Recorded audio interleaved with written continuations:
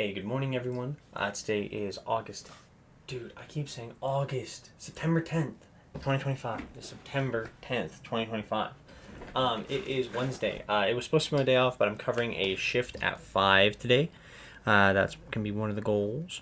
So, obviously, goals, brush teeth, morning video log, and then I need to put away my clothes. I organized them last night and just need to put them away. And then I have work at 5. And I don't think I have anything else planned. I'll need to make some recovery video logs tonight for sure. I talked about it on my yesterday's video log, but I was like, I just have a bunch of recovery video logs to make and a bunch of descriptions to write. So, yeah, that's something that I'll have to get on today. And then, let me see if I have anything else interesting to talk about. Again, Charlie Kirk got shot. Interesting. Charlie Kirk has died. That's crazy. That's wild. That'll be interesting to see the fallouts of. I didn't really watch Charlie Kirk all that much. Just someone got shot and died. That's crazy. I can't wait to hear the whole story and how both sides of the political aisle spin it for views. That'll be really, really interesting. So, yeah, something else interesting happened last night. Russia attacked Poland. Like, they sent a drone swarm into Poland, and a drone hit a building or something. And so NATO responded within, like, Europe and Russia, and, like, there was a lot of, what's it called? European military activity gearing towards Russia to defend Poland. So, two interesting stories happening. One much more interesting geopolitically, one much more interesting socially, playing out at the same time. So, yeah, a lot of interesting stuff going on. That's pretty much all I have to talk about. I hope you guys have a wonderful, wonderful Wednesday, and I will see y'all tonight. Peace. One eternity later. Hey, good evening, everyone. This will be a video log for Wednesday, September 10th, 2025. This was a fucking day of all time. What the hell, man? What the hell? So, this is going to be an interesting video. I woke up, and I think I talked about it in my morning video log. Charlie Kirk got shot. What? So, I have written down 6 things. So, the goals for the day: brush teeth, morning video log, put away clothes, work at 5, recovery video log. I didn't put away my clothes or do my recovery video logs. I woke up super late. It was like 2 already. And then, very interesting day. So, overnight, Qatar was bombed by Israel, and Russian drones entered Polish airspace and blew up a building. So Poland now has the right to go to war with Russia, like they've been struck by Russia. NATO has to respond to that, right? So the gears are turning. Like the gears of war and history are turning as we speak. Kamala Harris released a book. When was that book released? I'm going to look that up. When was Kamala Harris book released? I think it was 107 days. When was it released? When was Kamala Harris 107 days released?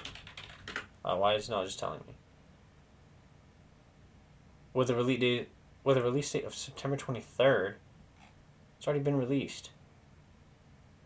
Oh, it's available for pre-order? But I feel like it's already... You can already read it. I've read the Spark Notes.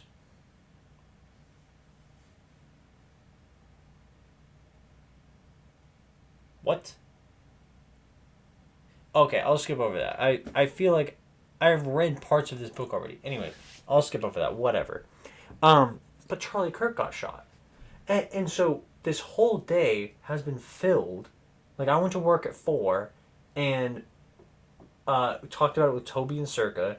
Toby was apparently a fan of Charlie Kirk. I had no idea, right? And, like, the reason I say, like, I was actually shocked to hear she was a fan of Charlie Kirk, because the things we've talked about politically and socially are not aligned with what he has said in the slightest, which is really interesting, that you can, like, have a positive view of someone and, like, agree with what they say, but also say things that are not the same as them. interesting, right? So it was a concept. So we like talked about all of the stuff, right? And I'm like sitting here. I really, really have to think carefully about what I say, and that's a really interesting thing that I'll end up having to talk about at the end of the year when I do like my year recap. Is the way I broach talking about political violence is deeply important because if I'm going to be a political figure in the future, I have to think about what I say very, very carefully, right? And I already have 8, 9 months of video logs where I'm just yapping, dude. But it's like, this is something that's like deeply, deeply important. Do I support political violence? I'm really undecided because I think it depends on the situation. I don't think people should be killed like how Charlie Kirk was. Like, assassination is weird to me, right? I'm going to say this and it sounds really cynical based on what Charlie Kirk has said, but it's like the same thing of like, the reason you write a manifesto before shooting up a school, you just doing it for attention. You know, like that's a really poor way to get attention. And yeah, I don't know if I agree with that political violence. I think that as the world progressively becomes more torn between especially generations right now, like the boomers are really hoarding a lot of wealth, Gen Z and millennials are kind of getting stiffed on the bill. Like there's a lot of stuff going wrong. A lot of the systems that are in place are now outdated by a long way. As that stuff starts to come undone, political violence is inevitable. But to kill someone who's not a politician and call it political violence is really interesting because he only argues social issues, but those social issues end up radicalizing political views because the politicians and the constituents who see them, right? So he's a far right political activist, social activist you can call him because he really only debates social issues, and he's anti-gun control, and he's vehemently anti-abortion. He is blatantly like supportive of MAGA movement, like the neo-fascism, like the autocracy, right? Like the people who are in power are going to remain in power, and it's gonna subjugate the whatever, right? Like the total fascism. He's been very supportive of all those things. I don't agree with any of that. I actually heavily dislike a fascist government, and I'm like heavily, heavily against a lot of the things he talks about. And it's like he there's been clips going around of him all day where it's just like, you know, you can take stuff out of context any day of the week, but when in context, it's somehow even worse. Like there's one where he's talking about school shootings. And he's like, there's going to be a number of gun deaths every year, and that is unfortunate. That it's like, but that's a price that I'm willing to pay to have our Second Amendment rights. That's a prudent fact, like something like that. The context of that conversation is essentially him saying these things wouldn't be issues if like we had fathers in the homes, right? To say like we couldn't have guns at all and everything would be fine is a total utopia. All we need to do is get fathers back in the homes and this and that and this and that. You basically said we're not going to talk about your guys' utopia. We're going to reframe it under my utopia, and then that's going to be where we're at. Like that's going to be good. If we had fathers in the home, if we had security guards at churches, there wouldn't be mass shootings. Okay, if there wasn't guns, there wouldn't be mass shootings. Like we could take the utopia to both extremes. If everyone has guns, there's no mass shootings. If no one has guns, there's no mass shootings. That's it. Like that's the utopia. We can go in both directions, right? I fervently disagree with everything he says. I don't think he deserved to die for it. Honestly, like I'm like sitting here. That's horrifying, dude. That's a scary thought that you can like be a person who speaks on social issues and get killed for it. That's crazy. No matter how hateful your rhetoric is, you're not actively doing the things that are harming people. You're perpetuating it. Yeah, you're propagating it. You're telling people to go out and do it. Whatever. He's not doing it, right? It's like it's not him putting those policies in place. It's the politicians. But we're not going to give those guys accountability. We're going to give him accountability for starting it. Like, and it's the same thing of like, that just put me on the thought track of like, we're gonna give him the fault for starting it, not them for the fault of like doing it poorly, right? And he's basically going, everyone should have guns and no one should kill each other with guns in a massive way. And then people are taking that and then like using the ideals to like subjugate human lives and be like, nah, if he's pro gun and anti abortion, I'm anti abortion. We're gonna put in anti abortion stuff. Whatever. It's just not. It's not even like important. Like, I hate to say abortion isn't important enough. None of the things he talks about are actually important enough in the daily life of an American person, because none of it has to do with the economy or executive accountability or wealth inequality or housing crisis, or like, there's so many things facing us on a daily basis. He didn't talk about any of them. He talked about the polarizing ones. And I disagree with his thoughts on those. And that's totally fine. I don't think he deserved to get killed for it. But to say, like, whether I do or don't support political violence is impossible. Because if Hitler was walking around today, and I'm not comparing him to Hitler, if Hitler was walking around today and someone shot him, dude, that's Hitler. That's Adolf fucking Hitler. If Putin came to my town and someone shot him, he is a war criminal. I'm not going to sit here and go, oh, we should have actually arrested him and given him a trial. No, he's a war criminal. He's wanted in many, many, many countries. And if he comes to a small Republican town, dude, that's political violence that I could get behind. If you're going to kill war criminals who have committed atrocities against humanity, I'm cool with that. But if you're going to kill a propagandist, that I don't agree with that. All it is propaganda. It's words. The people who take the words and put the things into action to subjugate and oppress other human beings are the actual issue. They would do it with or without the propagandist's influence. That is my personal belief. It has been a fucking crazy day. There was just talking about it, there was a guy who came in and he was just like, he had the eyes of someone who's like open to conversation. He was just like, how are you, man? I was like, oh, good, dude. How are you? And he was like, oh, it's been a day. And I was like, dude, I know. And I don't like to start with the big news. So I start with like, did you see the drone strike on, Russian drone strike on Poland? He goes, yeah, dude. I was like, and Qatar got bombed by Israel. And he goes, dude, yes.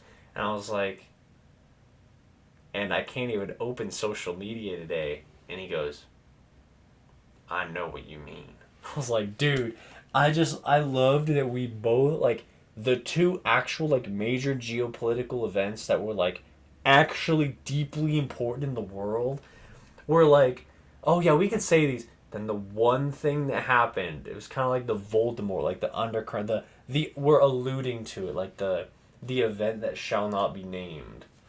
And I thought that was so funny. Like, obviously, tragic effect. But it was so funny that I was just like, and I can't even open social media. It's like, look, dude, it was so funny. He was like, But yeah, so,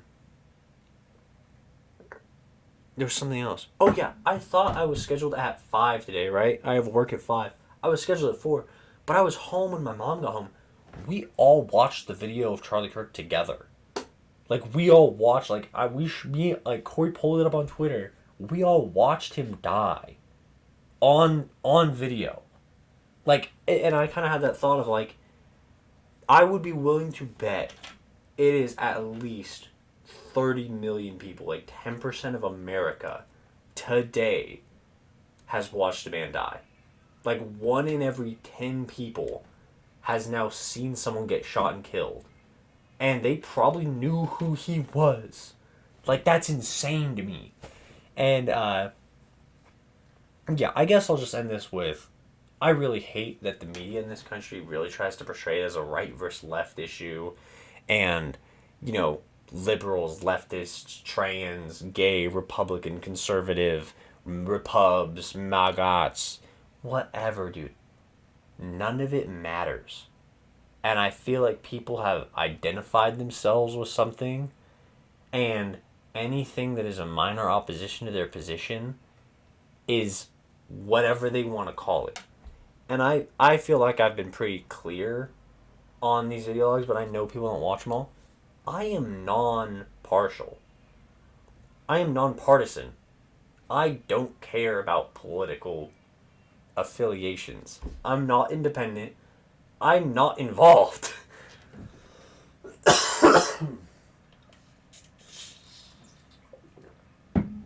The only president we've ever had who was genuinely nonpartisan was George Washington.